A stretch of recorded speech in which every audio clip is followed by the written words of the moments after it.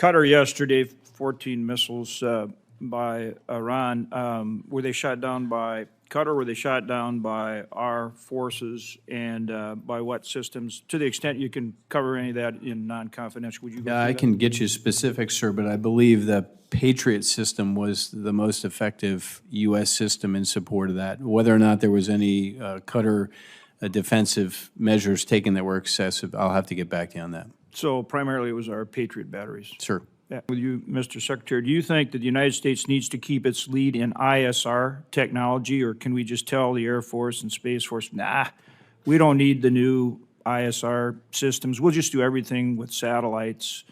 Or do you think in the near-peer competition and for what's going on in Ukraine and the Middle East and everywhere else, we actually need the new ISR technologies that will enable us to make sure that we can be there for long periods of time with nobody knowing and with kinetic capabilities?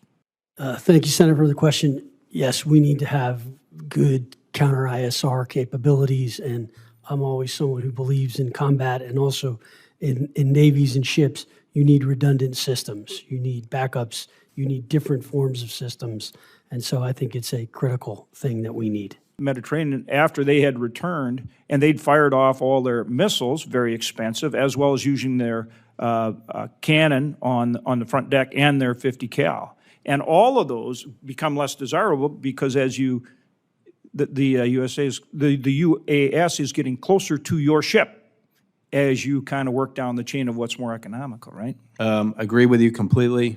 We can't use our most expensive munitions, which are really capable offensively in defense. But we found ourselves in that position when the Red Sea started. As things developed, we started to use air wings and the ability to attrite the threat range to even include helicopters. We are very focused on terminal defense and being able to have those sailors have confidence in those systems to not have to use those more expensive preferred munitions. And proximity to your ships is huge. It puts you at risk.